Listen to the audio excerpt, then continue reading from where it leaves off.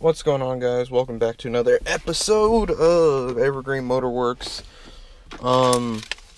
Sorry we haven't been around lately too much. It's kind of just that time of the season where everybody's kind of busy and taking care of the holiday shit and being with their family. You know, just the normal shit that goes on in America around this time of the year.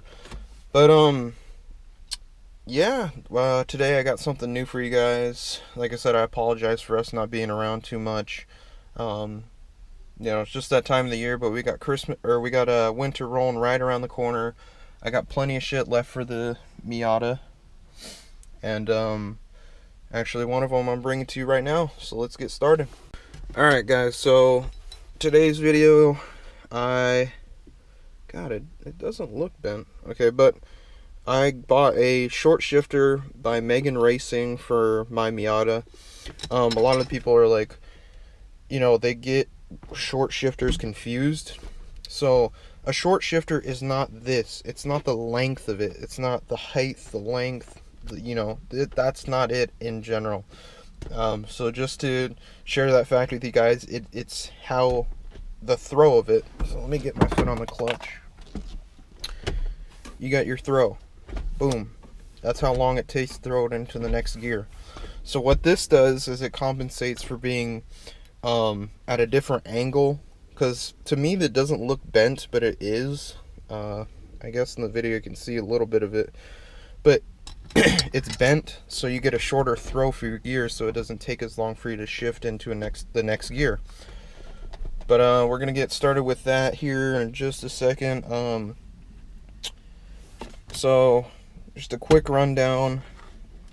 You got a screw right here, a screw right here. You got to remove the shift knob like this.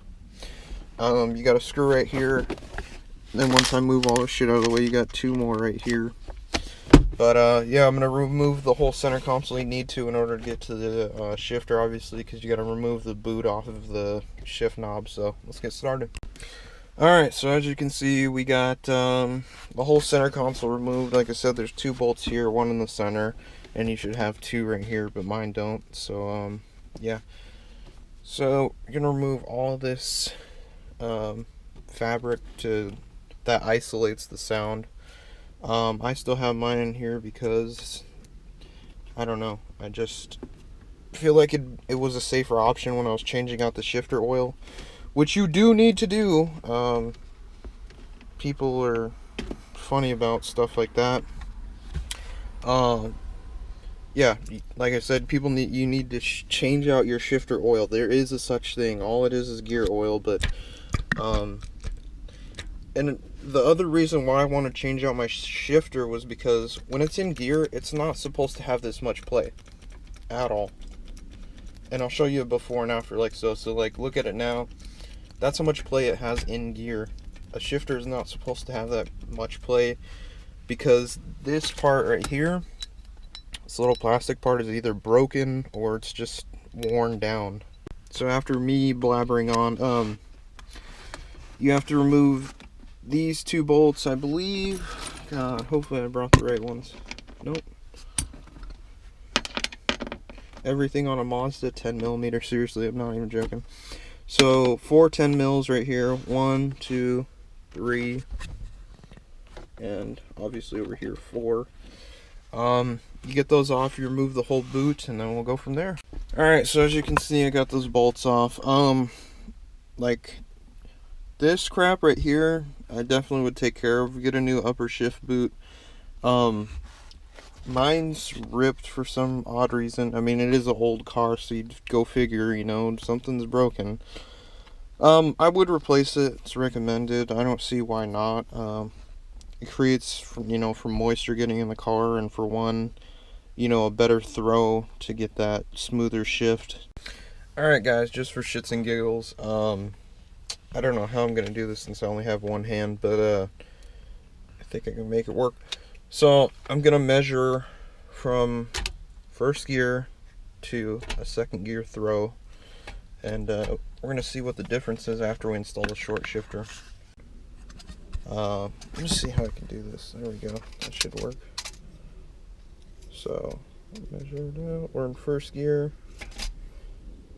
And as you can see from where we were, we're about 4.5-ish. So after installation, we'll do a comparison test. But yeah, like I said, you just remove these 310 mils, and then you pull out the whole system, and I think that's about it. Alright, so as you can see, now we're down to the shifter right here. You got 310s, if I'm not mistaken. You remove those, and then you could probably just pull the shifter out from there. I think, if I can remember correctly from when I did my, what's it called? Oh, changing my oil. That's what I was talking about earlier. But yeah, you got your 310s here, remove those, and you should be able to just pull this thing straight out.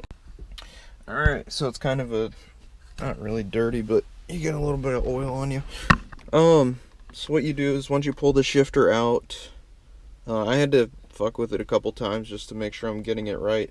But the way I've been doing it, it seems pretty legit. For sure, I don't know, but it definitely doesn't, the shifter's not pulling up, and it's not like, there's no play in it whatsoever. So let's see, at the bottom you'll have this, it's like tucked under this notch somehow, like so. What I did was I pulled it out, which now it's fucking stuck in there.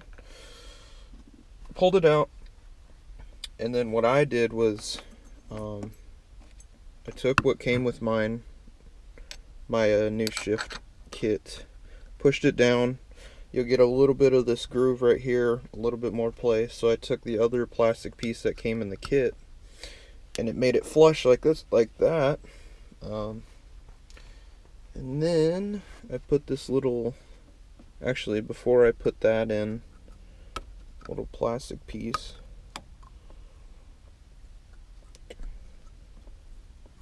God damn it. I put this snap ring in. It's not a snap ring, but it's some type of ring that kind of has a little bit of pressure on it. And then it doesn't really sit all that flush, but once you get the other cap on there, you want to make sure this set screws line with the shifter. And it might come undone like that. You just got to push it back in. You got to figure out where it goes in, like so. And then the set screw should be aligned with that, the shifter. And then what I did was I brought this up, lined it up, and then you put this plate over, like so. Then you put your bolts back on. And let me get these bolts back on, we'll be right back. Alright guys, so finally got it installed. I had to fuck around with it quite a bit. I don't know, it just has to go in a certain way, and if it doesn't, then it kind of doesn't go in each gear. But here we go, here's the test. So we're marked almost parallel, if not at 0.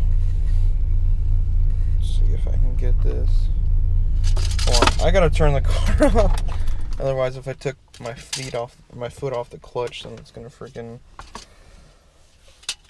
it's gonna start popping it. So first to second, look at that throw. We're at 3. Look at that. So it minused it by a whole 1.5 inches, which is actually fucking crazy, because I'm pretty sure we were dead on. Like, look, first gear, we're, if not almost exactly parallel, if not a little over. Let me see if I can hold that. Right there. Look at that. 3. Boom.